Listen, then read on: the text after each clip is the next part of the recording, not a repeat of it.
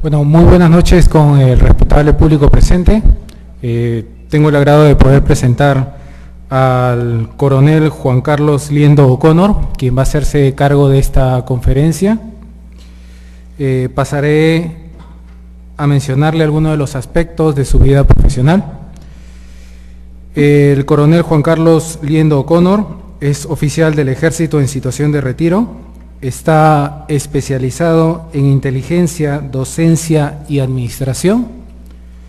Tiene una maestría en Relaciones Internacionales por el Instituto de Gobierno de la Universidad de San Martín de Porres. Es experto en conflictos internacionales.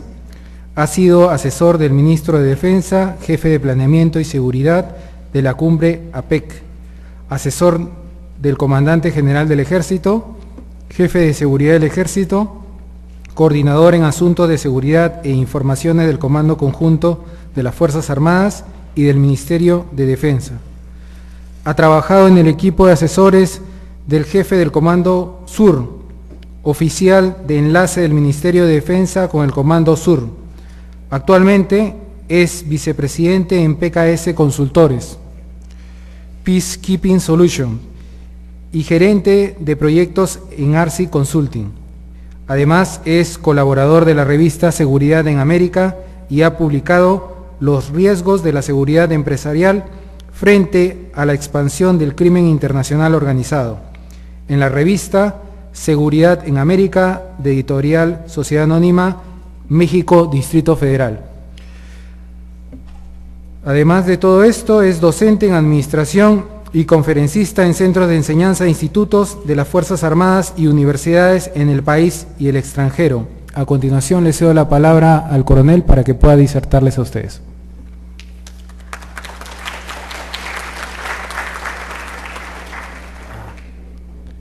Señores, muy buenas noches. Para mí es un motivo de grata complacencia compartir unos minutos con ustedes algunas ideas y conceptos sobre un tema que en la carrera de Derecho y para todo universitario y profesional puede ampliar sus horizontes y ayudar a comprender ciertos procesos que pasan muy cerca a nuestro país y que pueden tener implicancias directas en muchos aspectos de nuestra vida nacional. En los próximos 20-25 minutos trataré de exponer los conceptos que se han preparado en esta noche muy interesante previo al fútbol. Vamos a tener una previa de conferencias antes del fútbol, los voy a hacer muy simpático. Bien, ¿de qué se trata? En Colombia, en nuestro país vecino, muy parecido a Perú en términos culturales, en términos históricos, muy cercano en lazos familiares, muchas familias comparten presencia en ambos países, muy relacionado económica y culturalmente, está pasando por un proceso político muy singular que se llama los procesos de paz. ¿De qué se trata el tema? El año pasado, en los meses de agosto y septiembre, entre Cuba y Oslo, en Noruega, se realizaron una serie de conversaciones entre las FARC, las Fuerzas Armadas Revolucionarias de Colombia, y el gobierno del Estado colombiano para llevar a cabo unos acuerdos de paz que se interrumpieron desde hace más de 10 años, 11 años para ahora. Colombia vive un conflicto muy agudo de guerrillas desde el año 48 a la fecha. Estos acontecimientos que suceden en Colombia afectan a Perú. Hay una influencia directa. Esa influencia directa e inmediata está relacionada con la actividad del narcotráfico. La actividad del narcotráfico, que tiene una dimensión económica y social muy importante y también política, tiene nexos en todo el mundo. En sí mismo, el conflicto que vemos y que aparece en Colombia y sus procesos de paz están articulados por todo el eje del narcotráfico, como se va a poder explicar más adelante. ¿Cómo vamos a aproximarnos a este tema? Bajo el punto de vista de las relaciones internacionales y desde el punto de vista de la teoría del conflicto. Vamos a tener una aproximación hacia ello. Luego vamos a ver rápidamente algunos hechos, las conversaciones de paz en sí mismo y las proyecciones de los efectos que podrían tener acá en Perú y en la región. ¿Por qué es necesaria una aproximación desde la teoría para poder permitir comprender un poco más o menos cuál es esta dinámica? Si hablamos de teoría de conflictos y dentro de ella de niveles de seguridad, todas las personas naturales, las agrupaciones de personas tienen un anhelo, una voluntad de vivir en un mundo en paz.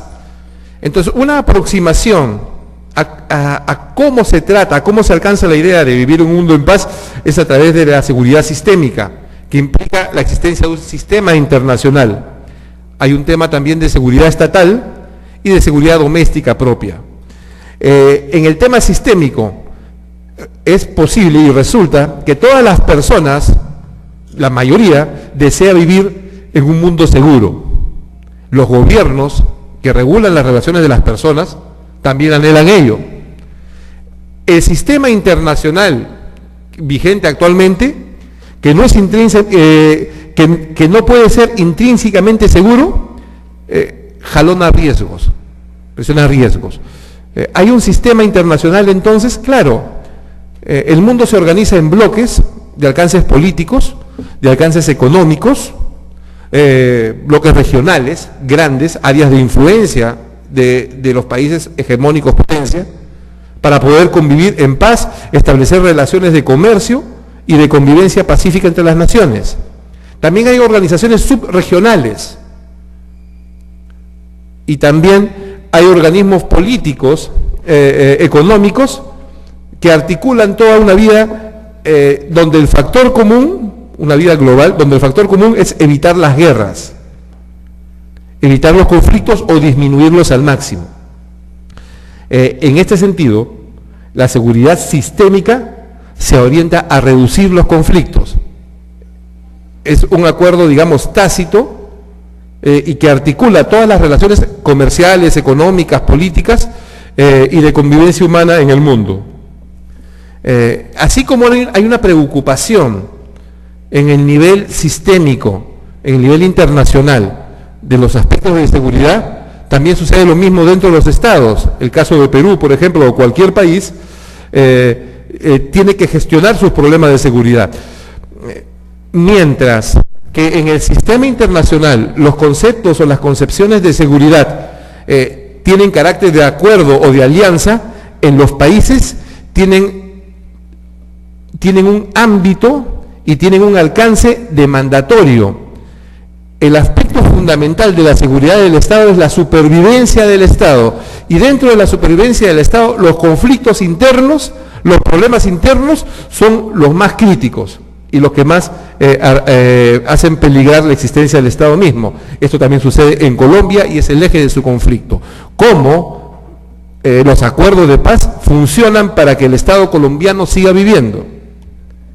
Y en el nivel doméstico, todas las personas en la dimensión social buscan protegerse a sí mismas o encargar a otras que las protejan, de tal manera que les permita actuar en confianza con su entorno. Entonces, el proceso de paz de Colombia tiene una aproximación desde un sistema de seguridad internacional, una dinámica estatal y la necesidad propia de los ciudadanos de vivir en seguridad. ¿Qué pasa en Colombia hoy? Colombia, después de Sudán en África, es el país que tiene mayor número de desplazados internos. La población en Colombia, en su mayoría, en el ámbito rural, migra de un lado a otro en función de cómo se desarrollan las operaciones militares o la presencia política, económica de la FARC. ¿Qué pasa en Colombia? ¿Quiénes son las guerrillas? Las Fuerzas Armadas Revolucionarias de Colombia es el grupo guerrillero más antiguo en Colombia desde 1964 y tiene alrededor hoy de más de 10.000 hombres armados. Existe también otro grupo que es el Ejército de Liberación Nacional, ambos debilitados hoy. ¿Qué más hay en Colombia? Son los paramilitares. Sería interesante que cuando ustedes conceptos traten de relacionarlos con la realidad nacional, el caso acá en Perú. Los paramilitares es el problema más grande de Colombia en términos de seguridad. ¿Qué son los paramilitares? Son fuerzas que nacieron como elementos de seguridad privada y que después desarrollaron formas autogestionarias de buscar seguridad. Si ubican ustedes a los ronderos o a los comités de autodefensa o a aquellas personas que protegen a los mineros informales o a los grupos de seguridad que hay en las tierras agrícolas del interior de nuestro país, apunta un poco hacia ello. La escalada de ese sistema de seguridad al margen del Estado e informal nos lleva a grupos paramilitares. Eso es lo que hay en Colombia. ¿Qué más hay en Colombia? El pueblo. En casi 50 años de guerra interna, conflicto interno, hay cerca a 220.000 muertes registradas y que continúan. La violencia es general, sobre todo en el ámbito rural. Contrabando de armas, narcotráfico, extorsión, drogas, viene causando más de 220.000 muertes a la fecha en Colombia. La pregunta es, ¿con las conversaciones de paz se acaba? ¿Ayuda? Es un poco lo que quiere resolver esta exposición. ¿Qué nos muestran estos dos mapas? Ustedes ven el mapa de Colombia. Las zonas oscuras nos indican las zonas donde hay enfrentamientos militares de estas guerrillas con el gobierno, y las azules donde hay incidencia y presencia fuerte de violaciones a los derechos humanos o actividad criminal de alto nivel. ¿Se imaginan lo que es vivir en un país así? Eso es lo que es Colombia en la actualidad. En el gráfico de la derecha ustedes pueden ver unas estadísticas que marca el número de eventos violentos, de enfrentamientos entre los diferentes grupos armados. El amarillo, el más alto, corresponde a las fuerzas paramilitares. Y después, en los últimos años, los azules, que corresponden a las fuerzas del orden, han venido reduciendo su accionar, al mismo tiempo que la FARC, desde el 2009, están incrementando nuevamente sus acciones militares con respecto a la fecha de hoy. El pico más alto corresponde al año 98-99, donde se iniciaron las primeras conversaciones de paz y hubo una tregua de 3 años. Eso pasa hoy en Colombia. ¿Qué más tenemos? Sus fuerzas militares. Las fuerzas militares, como el presidente Uribe, han tenido importantes éxitos logrando eliminar y expulsar de muchas ciudades la presencia de la FARC. Ha desarticulado su liderazgo. Al mismo tiempo, las denuncias sobre violaciones a los derechos humanos y acciones de colusión y coordinadas entre fuerzas de gobierno y paramilitares son motivos de denuncia internacional en Colombia. ¿Se imaginan ustedes ese panorama? ¿Qué más tenemos? Narcotráfico. Hasta el año pasado, legalmente Colombia era el primer productor de hoja de coca, ahora Perú lo supera. Entonces, miren ustedes el alcance de violencia. El dinero de la droga es lo que genera y articula el conflicto. Estos son los canales de distribución de droga en el mundo.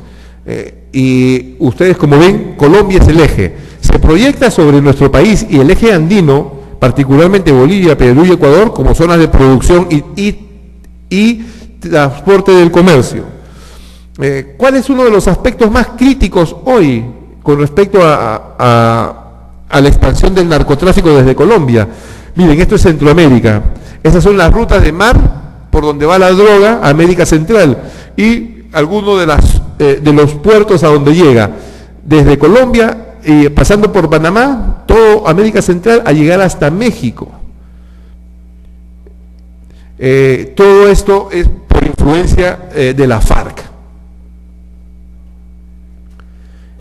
¿Qué pasa con las conversaciones de paz en Colombia? Se inician desde agosto del 2010 hasta febrero del 2012 conversaciones informales en La Habana, en Cuba. Es muy importante. Cuando hablamos de Cuba y lo relacionamos con Colombia o con Perú, hay un factor común. Cuba apoya a estos grupos guerrilleros marxistas. En el caso de Perú fue al MRTA. Luego, el año pasado, en agosto, el gobierno de Colombia anuncia oficialmente el reinicio de las conversaciones con la FARC, teniendo como garantes de las negociaciones y anfitriones a los gobiernos de Cuba y de Noruega. Chile y Venezuela, acompañantes. Estas negociaciones se fundamentan en un acuerdo general para la terminación del conflicto y construir una paz estable. Hay una reacción internacional de mayoritario apoyo, más de 80 países y todos los organismos y organizaciones internacionales involucrados en la región. Es un proceso de paz con bastante aceptación internacional. Hay 5 o 6 puntos de negociación: política de desarrollo agrario, participación de la FARC en política, cómo se finaliza el conflicto, y aquí en este aspecto hay un asterisco para luego comentarlo, cómo se soluciona el problema de las drogas, el derecho de las víctimas y cómo se implementa el acuerdo. Las conversaciones no incluyen un cese al fuego, quiere decir, hay negociaciones, pero se siguen realizando, digamos, combates entre las fuerzas guerrilleras y las Fuerzas Armadas de Colombia. ¿Por qué es importante en el punto de negociación el fin de conflicto? Porque en este tema es un alcance estrictamente jurídico del fenómeno. Se busca establecer los mecanismos legales para ver cómo se van a entregar las armas y cómo se va a producir el cese de hostilidades. Por un lado, la FARC exigen la reestructuración de las fuerzas militares y se busca construir un marco legal para la suspensión de juicios a los miembros de la FARC que hayan estado involucrados en acciones militares o estén acusados de ellos. Hay un problema jurídico en Colombia sobre este aspecto porque se contradice con la firma del acuerdo, de los acuerdos de Roma, del Estatuto de Roma suscrito por Colombia, el cual condenados por lesa humanidad puedan tener una vida jurídica activa. La situación actual: las conversaciones continúan en Noruega y La Habana, apoyados por los garantes, y el presidente de Colombia visualiza llegar a alcances concretos para noviembre de este año, mientras la FARC no tienen apuro para ello. ¿Qué pasa en el interior de Colombia? Hay posiciones a favor y en contra, divididas, con gran polarización de la sociedad. El gobierno está decidido a ello, a continuar con los procesos. ¿Qué cosa es lo que se viene con los acuerdos en Colombia? En toda la región de América Central, el único país que mantiene estándares estables de seguridad es Costa Rica. No tiene presencia de movimientos guerrilleros desde la década del 40. No hay activismo progresista revolucionario en Costa Rica, todos los demás sí. Por otro lado, Colombia es una potencia económica, es un país económicamente muy, muy fuerte, y internacionalmente son reconocidas sus personas por una gran capacidad de trabajo. Asimismo, Colombia viene firmando una serie de acuerdos de tratado de libre comercio. Quiere decir que en términos de paz, la firma de un acuerdo de paz a Colombia le beneficia bajo el punto de vista económico en una forma muy contundente. ¿Cuáles son los riesgos de Colombia?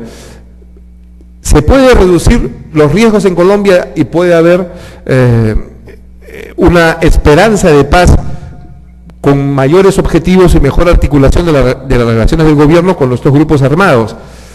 Sin embargo, la forma como puede expandirse estos grupos violentos en forma autónoma, tanto hacia América Central como al Perú, en la zona de frontera, constituyen riesgos bastante altos. De una manera general, la paz es un desafío. No puede ser sostenida solamente por la fuerza. Exige el entendimiento del problema en su conjunto, de la situación actual, de los antecedentes, la situación actual y los desafíos que puede implicarnos a nosotros como país. De una manera sucinta y un poco rápida, estos son un poco los conceptos que, coordinando con el doctor Pablo Revilla, queríamos mostrarle a los alumnos y espero que sea de utilidad para ustedes. Muchas gracias por su atención.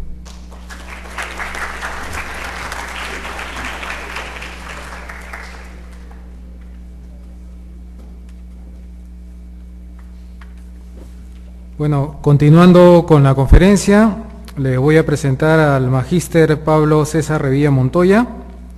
Él tiene un máster en Relaciones Internacionales y Comercio por el Instituto de Gobierno de la Universidad de San Martín de Porres. Es abogado con tesis por la Universidad Nacional Mayor de San Marcos, egresado del doctorado en Derecho por la Universidad Nacional Federico Villarreal. Es egresado de la segunda especialidad en Defensa Nacional por la Universidad Nacional Federico Villarreal. Ha estudiado diplomados en Seguridad, Defensa Nacional, Derecho Internacional Público, Derechos Humanos, Derecho Internacional Humanitario, Gestión Pública y Control Gubernamental. Además, ha publicado libros y artículos en revistas especializadas en México y Perú sobre seguridad internacional. Es también docente de la Facultad de Derecho, dicta los cursos de Derecho Internacional, Teoría del Estado, Derecho de los Tratados, Ciencia Política y Derecho Constitucional. También es responsable del Centro de Investigación en Derecho Internacional Público, jefe de la oficina de CECIGRA y responsable de los eventos académicos. Le cedo la palabra al doctor para que continúe con la conferencia.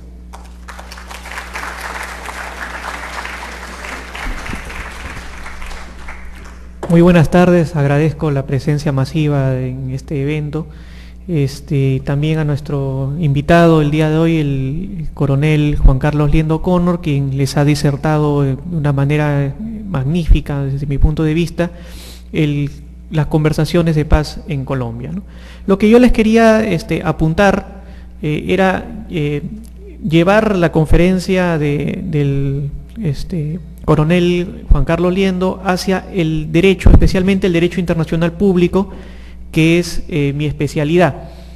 Efectivamente, hay una serie de conversaciones de paz entre el gobierno colombiano y las FARC, y nos podemos hacer algunas preguntas que probablemente ustedes también se hayan realizado en estos días o en estos meses. En primer lugar, ¿cuál es la naturaleza jurídica de las FARC? Es decir, ¿son un grupo beligerante? ¿Son un movimiento de liberación nacional? ¿Son un grupo insurgente? ¿Cuál es un grupo terrorista? En fin, ¿cuál es su naturaleza jurídica?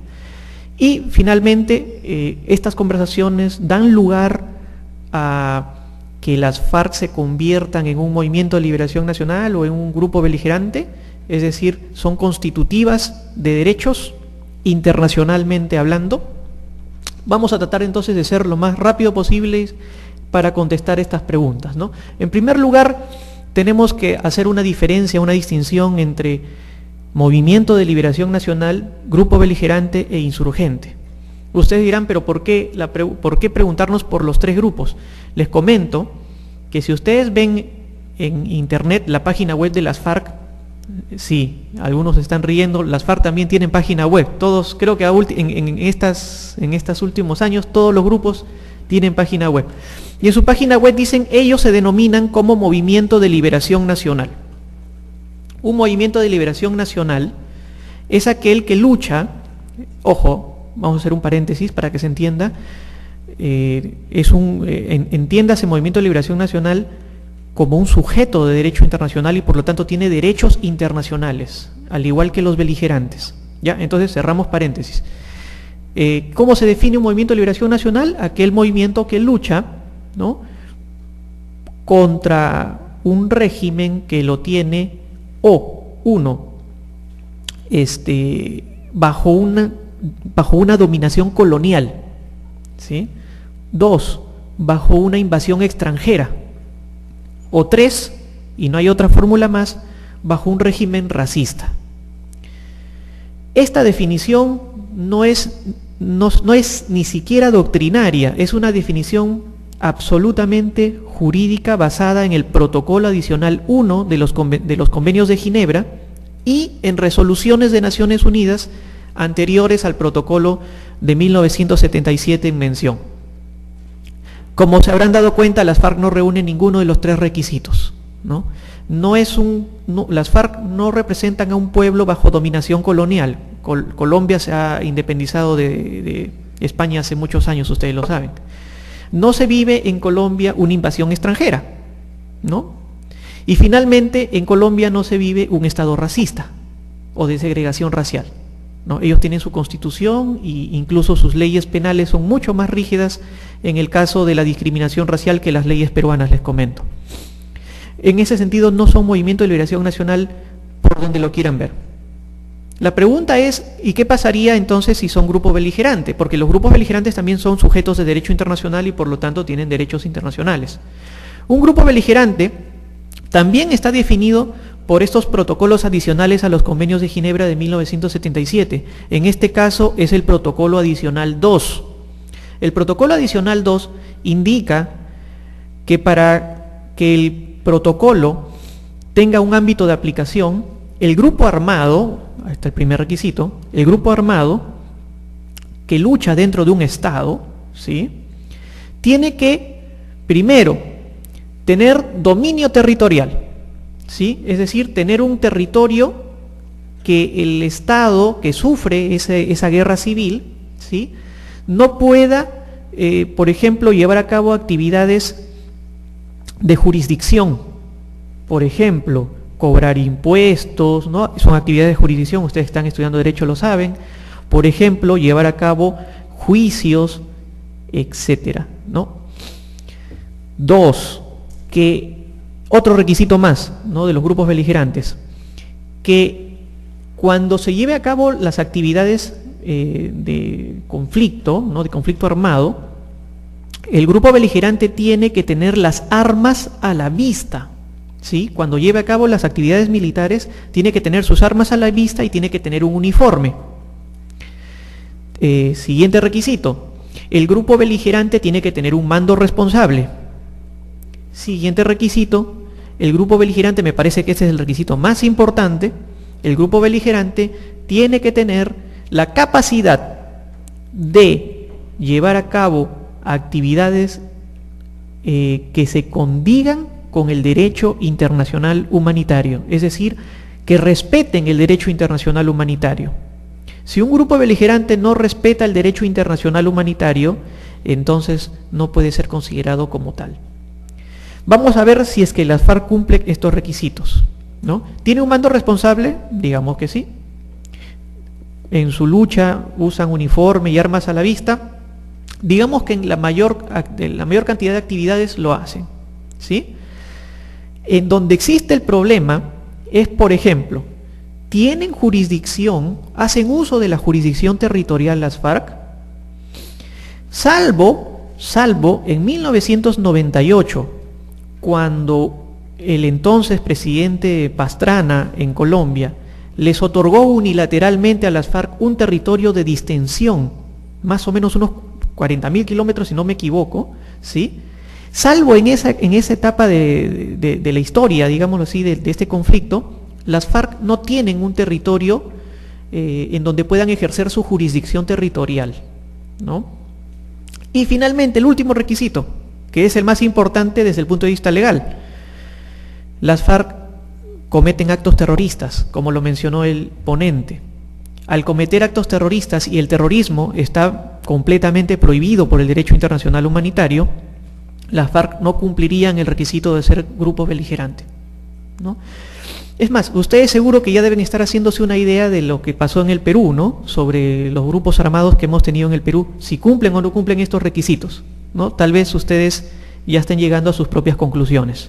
Finalmente, les había dado 3 opciones, ¿no? Movimientos de Liberación Nacional, grupos beligerantes e insurgentes. Finalmente, los insurgentes. ¿Qué significa insurgente? Les comento que la insurgencia no es necesariamente un término jurídico, es un término político, ¿no? Todo grupo armado que lleve a cabo actividades, por ejemplo, de actos terroristas o de actos de sabotaje, etcétera, y que ellos, ¿no?, reúnan algunos requisitos, ¿no?, algunos requisitos de los movimientos, de los grupos beligerantes, algunos periodistas le dicen insurgentes, ¿sí? Algunos politólogos le dicen insurgentes, pero desde el punto de vista jurídico no existe una definición que los convierta inmediatamente a los insurgentes en sujetos de derecho internacional, ¿sí? Pero ustedes dirán, pero por ahí he escuchado que los insurgentes pueden ser sujetos de derecho internacional. Ah, pero siempre y cuando se lleve a cabo una actividad que es lo que estaba comentando el expositor, que en las negociaciones de paz se firme un acuerdo, ¿sí?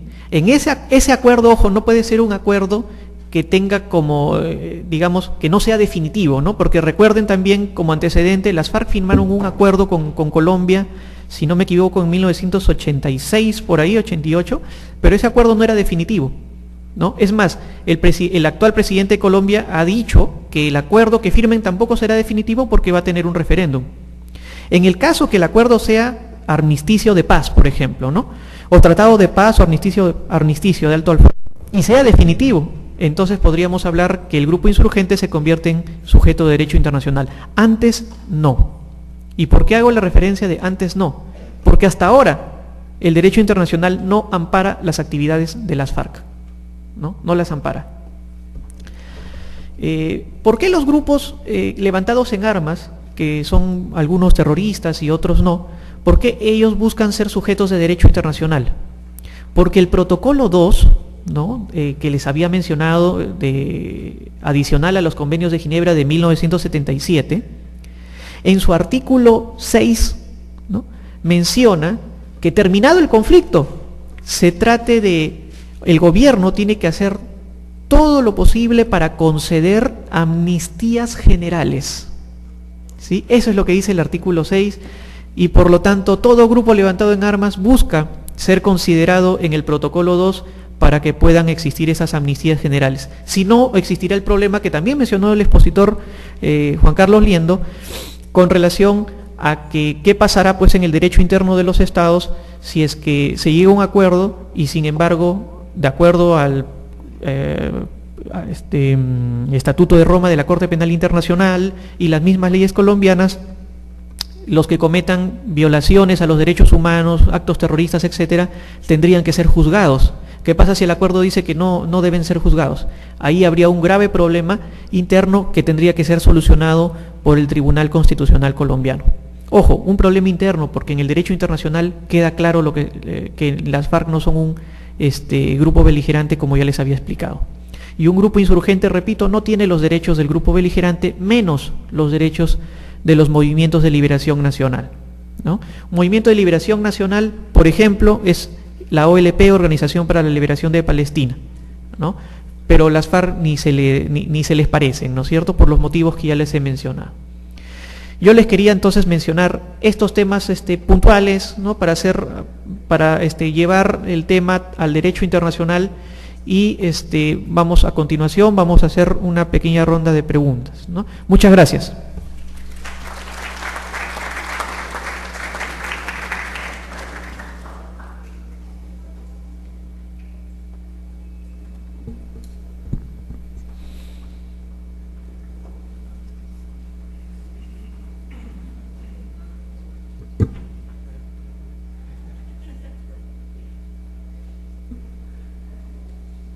O todo quedó claro o no quedó claro nada.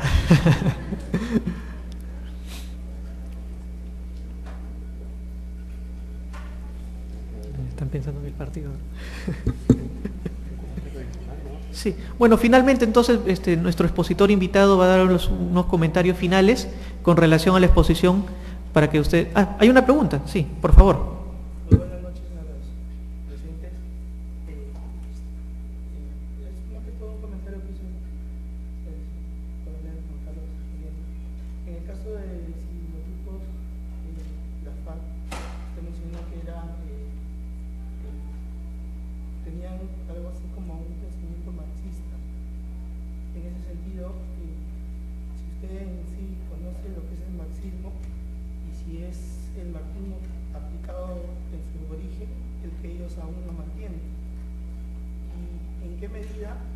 Eso se traslada a la política de gobierno, ya que, haciendo un paréntesis con el Perú, un analista político habló que hay congresistas que están influenciados por los narcotraficantes, ¿no? Inclusive han dado nombres, y si eso también está pasando en Colombia.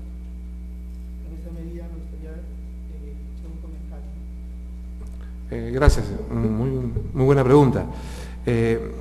Para hablar del concepto de marxismo, el concepto de marxismo llevado al concepto de revolución por la transformación de la sociedad por medio de la lucha de clases, es un concepto que todos conocemos y es el fundamento base de la ideología marxista, lucha de clases y la toma del poder a través de la revolución obreros, ¿no? Con sus derivados, maoísmo o lo que queramos ver.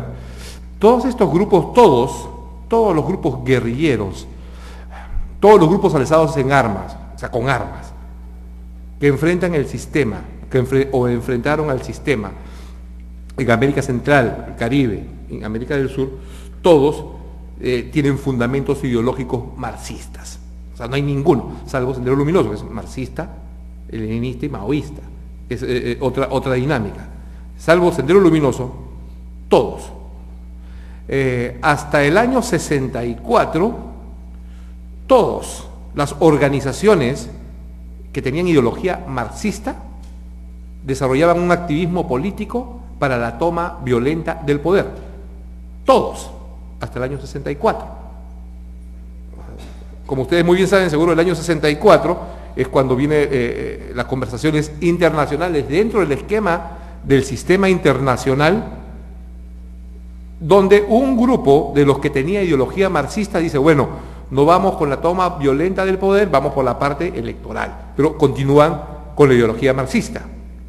En la práctica, todos los grupos que desarrollan ideología marxista, extremista, o sea que solamente consideran al marxismo como la única vía de solución de los problemas de la sociedad y no aceptan nada más, todos apoyan directa o indirectamente a los grupos alzados en armas, hasta la fecha.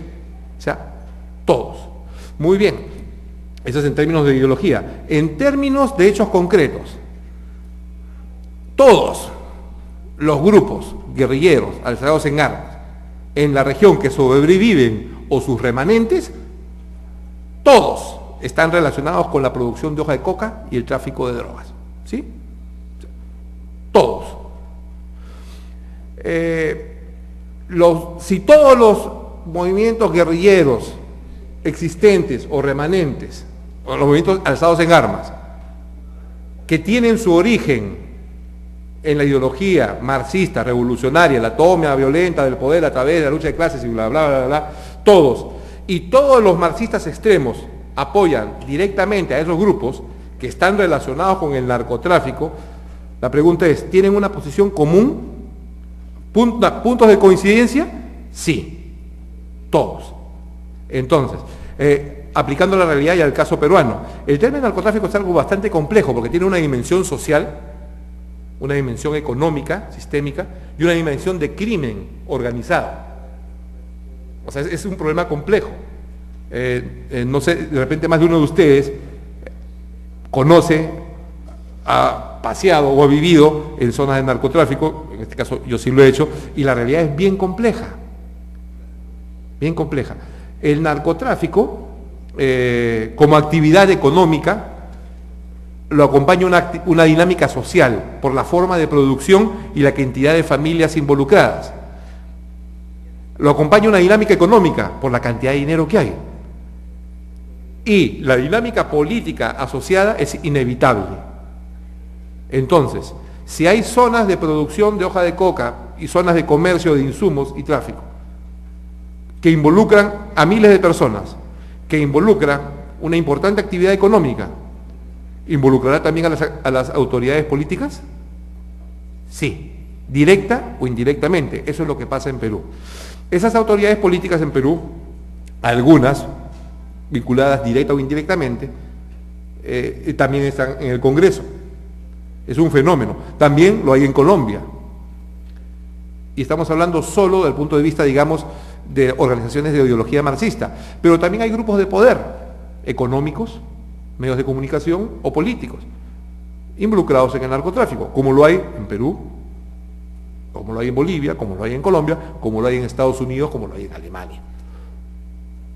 Entonces el problema es complejo El problema no es aislado, grupo por grupo o circunstancia por circunstancia, es una mezcla de todos, que es parte de lo que dice la última slide, que para poder encontrar un problema debemos entenderlo.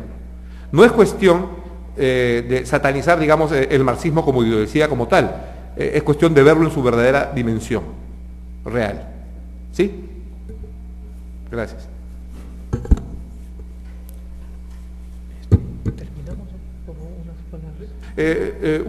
Una última palabra en un enfoque, digamos, de relaciones internacionales. Hoy más que nunca el mundo globalizado está presente en nosotros cada día. Desde que ustedes contestan su teléfono o entran al Facebook, todos nos estamos involucrados en una dinámica global, mundial. Ustedes como generación joven también. Un profesional joven debe, parece la exigencia diferente a cuando yo me gradué como profesional, un profesional joven debe estar en condiciones de trabajar en el extranjero, para un organismo internacional, una compañía, etcétera. Debe estar en condiciones de trabajar para una compañía transnacional que está en el Perú y que opera en Perú. Y debe estar en condiciones de trabajar para una compañía local que se relaciona directamente con las compañías internacionales que están en el país o con el extranjero. Entonces, el conocimiento de la dinámica internacional en todos sus ámbitos es muy importante para los universitarios ahora. Y en el mundo del derecho, el conocimiento del derecho internacional público es más que mandatorio, porque cada vez más en el esquema de la globalización, no solo los procesos de paz, sino hasta los procesos comerciales o de convivencia legal, van alcanzando un estándar internacional.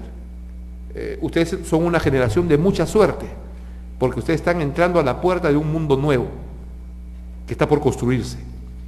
Todo lo pasado, ya, al menos quien habla también, se considera formado y vivido en el pasado. Todo lo del pasado para muchachos como ustedes solamente tiene valor como referencia. Todo está por hacer y por construir.